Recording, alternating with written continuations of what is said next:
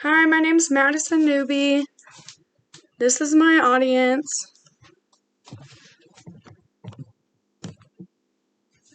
I sat with my son's base school this past summer and listened to arguments for placing him in the most supportive environment. They want him to receive an education,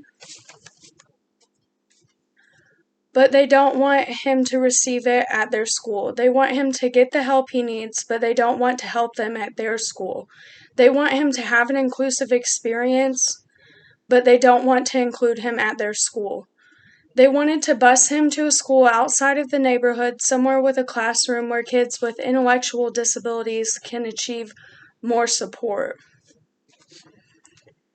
They were sincere, kindly smiling, and pleasantly speaking as we strived to put his education plan together, and I truly believe that they felt they had his best interests at heart, but they did not want to include him or accommodate him. They didn't want him, and when I pushed back and advocated for his legal rights, they pushed back too.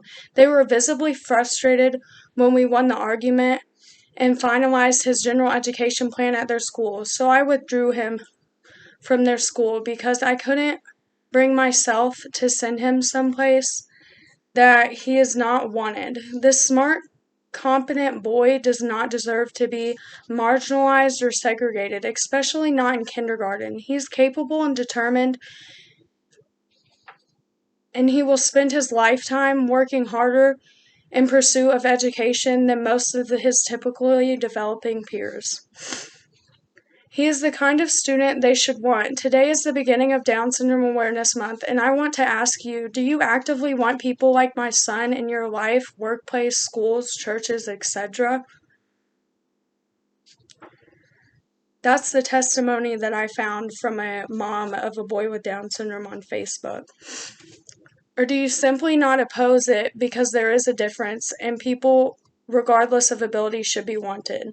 Just think about how much difference you would see in your life if you were in a disability-inclusive learning environment. Through my research, I have found that disability inclusion in the classroom is beneficial to everyone. Most of us know someone that has a disability, but what we don't see is the discrimination they are subject to, especially in the education system and in the classroom. Although there are many laws in place to protect people with disabilities' educational rights, many still face discrimination regarding education. Typical people like us are registered for school with ease, and we spend our days in a typical classroom environment to what us is typical. This is not the case for most people with disabilities. What is disability inclusion? I'm glad you asked. Disability inclusion is ensuring everyone has the equal opportunity to partake in all life's elements to their heart's desire and their utmost abilities possible. It is also understanding the manner in which people with disabilities perform and the manner in which they partake in the world.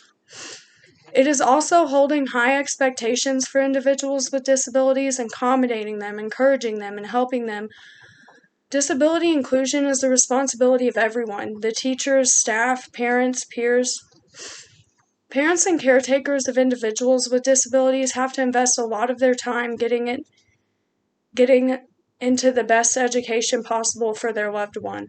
They conduct their own research, sit through various meetings that are very long, tour schools, and put their child through multiple evaluations and multiple testings. Even after all these hoops the parents jump through, the school can still turn the child away.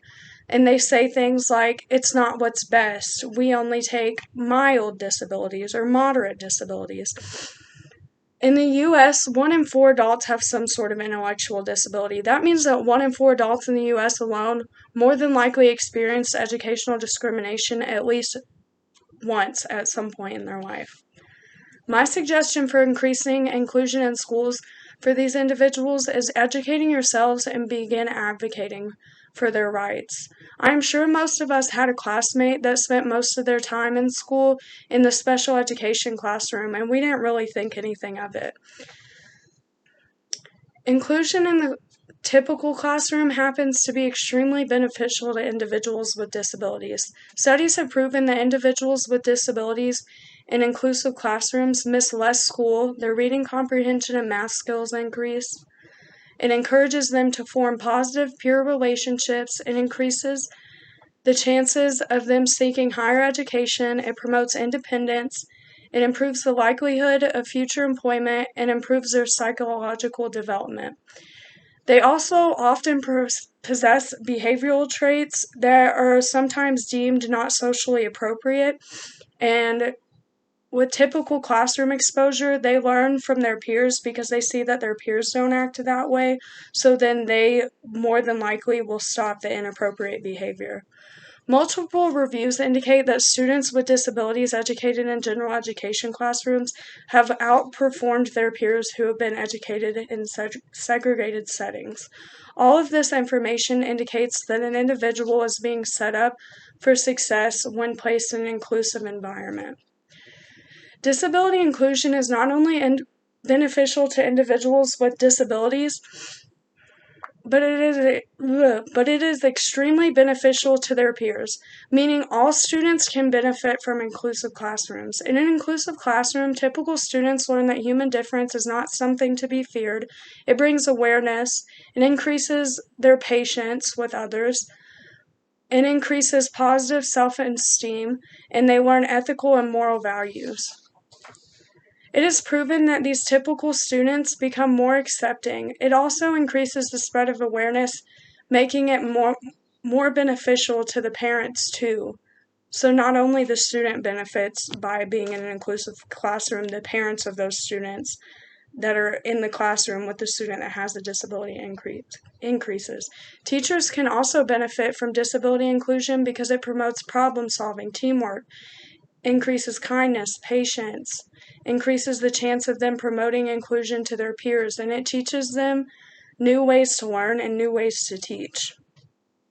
This often leads to teachers becoming advocates for children with disabilities. Continued disability discrimination in the classroom does not benefit anyone. Without inclusive classroom environments, we miss out on learning a lot of crucial life skills, and it does everyone involved more harm than it does good. Until 1975, people with disabilities weren't even guaranteed the right to a free public education, and even then, the law that constitutes as appropriate education was not acceptable. Due to the American with Disabilities Act passed in 1990, people with disabilities are guaranteed equal rights. Therefore, people with disabilities should not face the educational discrimination they do today. As the future educators, bosses, etc., we need to know these laws and recognize those with disabilities' rights in order for us to be able to help them and advocate for them.